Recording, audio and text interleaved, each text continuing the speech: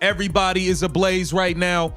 Everybody's wondering what is really going on with Angel Reese. Has she just flat out quit again? Has she quit on the Chicago Sky? Angel, you gotta be, hold on, you have to have some level of self-awareness here. I think Angel Reese, and I'm saying this with my chest out, I think she's quit on the Chicago Sky. She's been claiming a back injury basically since the All-Star break. And there's no details. Every day we hear that Angel Reese is day to day.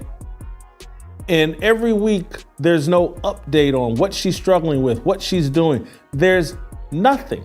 There's no information about Angel Reese.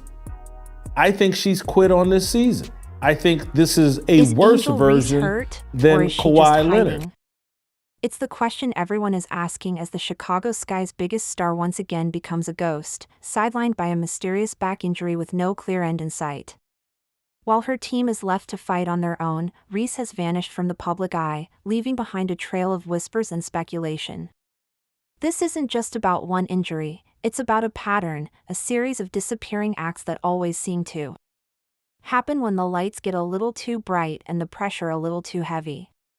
And as this drama unfolds, her greatest rival is writing a completely different story, one of resilience and leadership that exposes the massive gap between a star and a true cornerstone.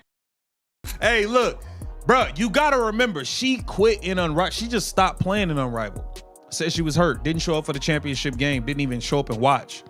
Last season, she claimed her wrist was messed up, didn't finish playing in none of the games. Now, this year, she's saying this season, it's her back. It looked like she's not finishing playing in none of the games. The Sky needs you. The Chicago Sky, you guys are the gum on the bottom of the shoe of the league. They need Angel Reese to play in games. Angel, where you at? Where are you at, Angel? This is nuts. Angel Reese, she might have tapped out, y'all. Angel Reese may have tapped out and quit on the Chicago Sky. Everybody is speculating. What is this back injury? What's going on? Hey, are you trying to pretend like you hurt because Caitlin Clark really is hurt? Wait. What's going on? What's going on, man? This strange sense of déjà vu is impossible to ignore.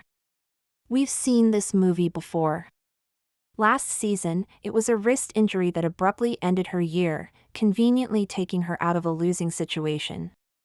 Before that, she made a shocking exit from the Unrivaled Basketball League, vanishing from the competition right before the championship game. Now, it's a vague back problem that mysteriously crept up right after the All-Star break. The updates are always the same, day to day. But the days turn into weeks, and the details never come. There's no specific moment of injury, no clear diagnosis, just an indefinite absence. These aren't just unfortunate coincidences, they are becoming a signature move, a predictable escape hatch when the going gets tough, asterisk. I think she's using her back as an excuse to sit out because she doesn't really care about basketball. I think she looks over at Caitlin Clark and says, hey, Caitlin Clark is out with a legitimate injury. I proved my point before the All-Star game when I went on a 10-game run trying to justify being on the All-Star team. When that first ballot came out, when the first voting results came out about the All-Star game and I was 13th, holy cow, Angel Reese panicked, started playing hard, tried to put up some stats to justify being on the All-Star team, did that. And now she said, hey, the Chicago Sky sucked this year. Peace out. She knew, she identified once they lost Vandersloot, their point guard early in the year, and once they started getting their brains beat in, hey, we're not gonna win anything this year. I'm not putting these L's on my resume. I'm going to have an excuse for the Chicago Sky potentially coming in with the worst or second worst record in the WNBA. These losses will not be on my resume. The timing of this latest vanishing act is what makes the whole situation feel so unbelievable. Just a few weeks ago, Reese was the center of attention at the WNBA All-Star Game, perfectly healthy and soaking up the media spotlight. She was all smiles for the cameras, engaging in marketing events, and carrying herself like the league's next big thing. But when it came time to return to that same city for a high-stakes rivalry game against the Indiana Fever, she was suddenly too injured to even travel with her team. The message it sends is hard to misinterpret. She's available for the party, but not for the battle. This contradiction has fueled the idea that her commitment is to her brand first, and her team a distant second. Last year with the Chicago Sky, you quit. You quit. You threw in the towel. Once you realized you never stood a chance, to be honest, with Caitlin Clark for that Rookie of the Year. But once you realized your double streak was over, and it was over. She took over post-Olympic break. Once you realized it was done, you threw in the towel, said your wrist was hurting for the rest of the year.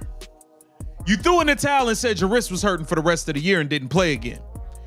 This past the inaugural season of Unrivaled, you didn't even finish that season. You didn't even show up for the championship. No, not only did you not play, you didn't even show up to the game at all. People noticing a pattern with you. That's 2 seasons in a row. What they do not understand is that coaches, and I know the WNBA in some regards isn't a real sports league, and I don't know if they think like real coaches and real people in sports, but the number one ability is availability. If you're not available, you have no value. This leads to the most shocking and controversial theory whispered in the league, the idea of addition by subtraction. It sounds crazy, but the evidence is becoming difficult to deny. When Reese is not on the court, the Chicago Sky often look like a more cohesive and effective team. The ball moves freely, the offense flows with a quicker pace, and other players step up, suddenly looking more confident and capable. Without the constant need to feed the ball into the post or wait for her to dominate the play, the team finds a different, more balanced rhythm. It's a paradox that defies logic. How can a team get better when its best player is gone? The unspoken answer is that maybe, just maybe, her style of play, while great for her personal stats, actually gums up the works for everyone else. Caitlin Clark appears to have a legitimate injury that everybody can trace to a moment and a time during the games where she re-aggravated. She originally injured. She had a comeback where it lasted 2 or 3 games, re-injured it. They've hinted at a time frame of late August that she may return. Nothing but a mystery surrounds Angel Reese. Indiana Fever destroy the Chicago Sky in Indianapolis on Saturday. Guess who wasn't there? Angel Reese. Angel Reese declined to travel to Indianapolis, and her coach came out and said something about, she's just focused on her rehab right now, and, she's day to day. We've never had an explanation on what caused the back injury, what's a time frame for her recovery. It's similar to so-and-so's back injury. This is something she struggled with here or there. All we've heard is day to day, and Angel Reese has disappeared. This saga has become a defining lesson in what it truly means to be a leader. Clark's actions provide a clear blueprint. You fight with your team, whether you're playing or not. You are part of the solution, even from the sidelines. Reese's actions, on the other hand, project a sense of detachment. Her absences create a void, leaving her teammates and coaches to face the storm alone. It forces us to ask what a franchise star really is. Is it the player with the best stats and biggest endorsement deals? Or is it the one whose unwavering presence inspires the entire organization to be better? The answer is playing out in real time, and the contrast is brutal. I'm proud of this group. I think we've shown all season long, they're resilient, they're connected, they pull for each other. They enjoy one another. They celebrate one another, and that stuff alone is good for 10 to 12 points a game. And for this group, the way that they share the ball, how unselfish they are. I mean, I'm really proud of them. It's not been ideal circumstances all season long, but they've shown the character of who they are. They've been resilient. They've responded to adversity, and they continue to elevate one another. And I couldn't be more proud of this group than I am at this moment. The most cynical take on the situation is also the one that seems to make the most sense, that these injuries are a strategic move to protect her personal brand. In today's sports landscape, narrative is everything. A player's legacy is shaped by wins, losses, and the stories told about them. By removing herself from a struggling team, Reese can effectively shield her image from failure.